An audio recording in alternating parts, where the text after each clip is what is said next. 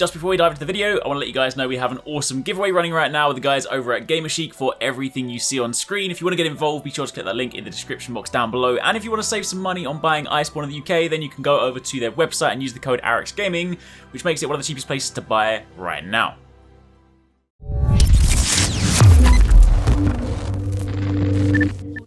Hey, what's going on guys? Arekkz here, welcome back to another video for Borderlands 3, and we're back with another build, another Amara build for you guys, but this time we're doing something a little bit different. If you guys caught the build the other day, then you'll know that we put together a melee focused build, Shock Brawler, that basically embodies the Siren and the melee focused elements of that class, allowing you to basically run up in enemies' faces, punch them, deal a ton of damage. It's a lot of fun and it kind of really embodies what Amara is all about. However, for those of you guys that don't necessarily want to get too close and personal, then we've got a slightly more traditional Siren build using the Phase Grasp ability that allows you to deal massive AoE damage, massive elemental damage, and just rip through groups of enemies. And let's be honest, it's also just an insane light show. I mean, look at this. This is just crazy.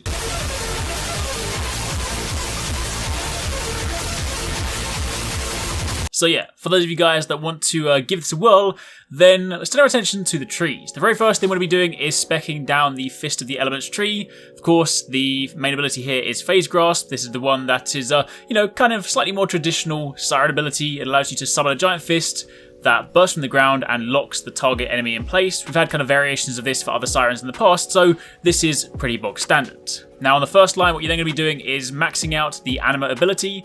With this one, Amara's status effect deals increased damage over time and also has increased duration, plus her action skill status effect deals further increased damage. On top of that, you also want to max out the Infusion ability, which will convert a portion of your damage dealt by Amara's weapons into her action skill element, which again, as you'll see, is incredibly important. On the next line, you then want to max out Wildfire, where whenever Amara applies a status effect to an enemy, it has a chance to spread to a nearby enemy. And on top of that, you also want to max out Tempest, where Amara deals increased elemental damage and shock damage is further increased. You then want to spend a point in Dread, which of course makes it so that Amara's gun damage is increased for a few seconds after an enemy is grasped, and whenever any player kills a grasped enemy, their current weapon is instantly reloaded, which is kind of convenient. You then also want to max out the Indiscriminate perk, which makes it so that Amara's bullets that damage enemies have a chance to ricochet and deal decreased damage to other nearby enemies, which is kind of handy because bear in mind this is all about bringing people together in a big group, so you're going to be having like a lot of enemies in close proximity, plus the ricochet chance and damage are increased if the target is currently affected by Phase Grasp or Stillness of Mind. Jumping down to the penultimate line, we then want to max out Conflux, where whenever Amara applies a status effect to an enemy, she gains a chance to randomly electrocute,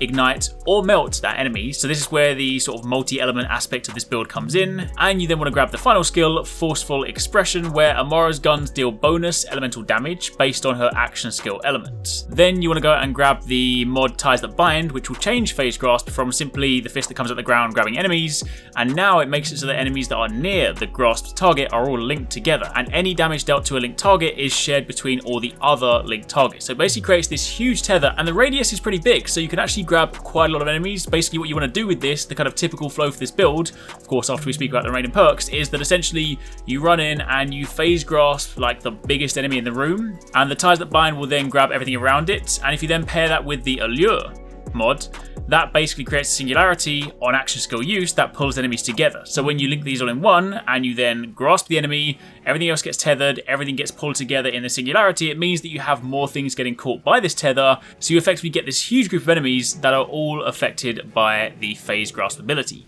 Very, very potent. But if we then turn our attention to the Mystical Assault tree, this is where you're going to be spending some more of your points. You want to put a point in Fast Hands, where Amara's reload speed, weapon swap speed, and mode switch speed are improved. This is kind of just like a spare point, so you can kind of throw that wherever you want. However, you then want Violent Tapestry, where applying a status effect grants Amara a stack of Rush, and when you activate her action skill, it consumes all these Rush stacks. And for every stack that you have, Amara's status effect chance is temporarily increased. On top of that, you then want 5 points in Restless, where Amara gains increased action skill cooldown rate. Pretty self-explanatory. You want to have Transcend maxed out, where Amara gains increased accuracy and critical hit damage for a few seconds after activating her action skill. You then want to grab Ascendant, where all action skill augments gain increased effects. And you then want to grab the skill Laid Bare, where enemies take increased damage from all sources for a few seconds after being damaged by Amara's action skill. Now together, this creates a rather potent combo. So to kind of like wrap it all up and give you the sort of general flow for it, the idea is, as mentioned, you run into the room and you grasp the biggest enemy that you can find, and this will then create the singularity, and the tether will then pull all nearby enemies in close, and you'll then have them all tethered. You then want to take advantage of your best AoE elemental damage guns in order to spread as much status as possible, and you just get a crazy light show in the process. I mean, there's a ton of colours that start flying over the screen. It looks kind of cool. Now, whilst all that is going on, Anima, Tempest, Infusion, and the Forceful Expression Capstone skill are all there to help increase your elemental damage and your proc chance.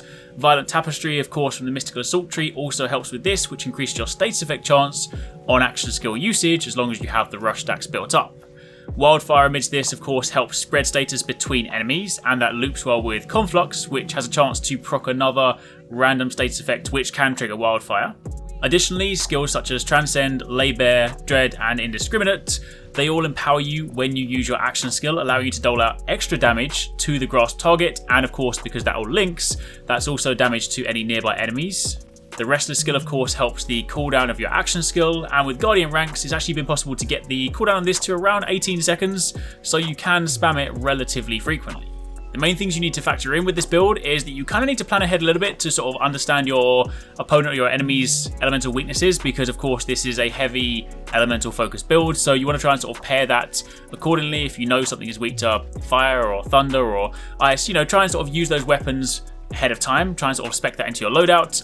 Additionally, it is worth noting this is kind of like a glass cannon build. There's a lot of damage potential in this, but it does also mean you are pretty vulnerable, so you kind of need to, position yourself carefully.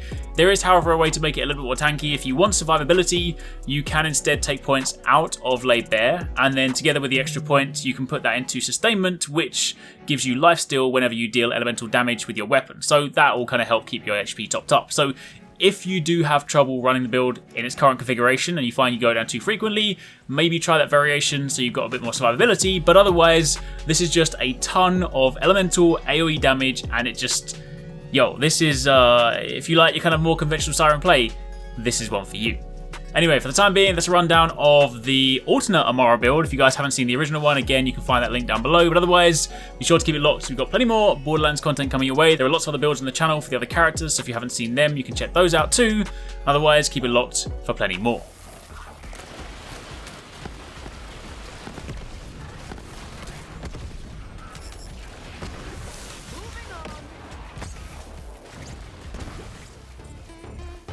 I really hope you guys enjoyed that video. Remember to hit that subscribe button and also click on the little bell icon to turn on notifications so you don't miss my next upload. Also, don't forget, you can check out 269 and Paradise Central streaming over on Twitch 6 days a week. You can find a link to the multi-stream in the description box down below. Be sure to drop by and get involved. Thanks again for watching. Take it easy. Catch you next time. Peace out.